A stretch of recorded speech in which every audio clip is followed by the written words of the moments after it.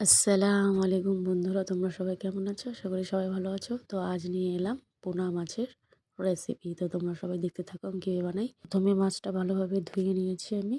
এবার লবণ হলুদ মাখিয়ে আমি কিন্তু মাছটা এবার ভালোভাবে কড়াইয়ে তেল দিয়ে ভেজে নেব। তো এইভাবে নতুন নতুন ভিডিও দেখার জন্য সবাই আমার পাশে থেকো, ফলো করো, লাইক করো, কমেন্ট করো। তো মাছগুলো কিন্তু আমি ভেজে নেব। তো ভাজা হয়ে গেছে, এবার আমি নামিয়ে নিলাম। এবারে কিন্তু পেঁয়াজ, কাঁচা লঙ্কা আর আদা রসুন আমি কিন্তু কেটে নিয়েছি। এবার কড়াইয়ে তেল দিয়ে আমি এটাকে ভালোভাবে ভেজে নেব। তো ভালোভাবে নাড়াচাড়া করে ভেজে নিয়েছি। এবার কিন্তু আমি এটা মিক্সিতে পেস্ট করে নেব। তো আবার কড়াইয়ে তেল দিয়ে দিলাম। এবার কেটে রাখা আলু আমি ভেজে নেব। তো আলুগুলো কিন্তু লাল লাল করে ভেজে নিতে হবে।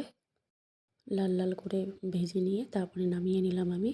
এবার তেলের মধ্যে কিন্তু কালো জিরে ফোড়ন দিয়ে পেস্ট করে রাখা মশলাটা আমি দিয়ে দিলাম।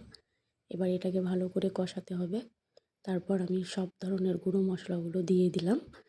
পরিমাণ মতো লবণ আর মিক্সিতে একটু জল মিশিয়ে দিয়ে দিলাম। তো এটাকে এবার ভালোভাবে কষাতে হবে।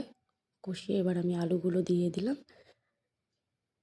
তো একটু অল্প পরিমাণ জল দিয়ে আমি এটাকে সিদ্ধ করার জন্য দিয়ে দিলাম। এবার কিন্তু দেখুন বন্ধুরা, আমার আলুটা সেদ্ধ হয়ে গেছে। এবার আরেকটু পরিমাণ জল দিয়ে দিলাম। দিয়ে আমি কিন্তু এবারে মাছগুলো দিয়ে দেব। এবার মাছগুলো দেওয়ার পরে কিন্তু যখন একটু জাল হবে, আমার পোনা মাছের ঝোল রেডি। তো তোমরা অবশ্যই কিন্তু বাড়িতে বানিয়ে কমেন্টে জানাবে।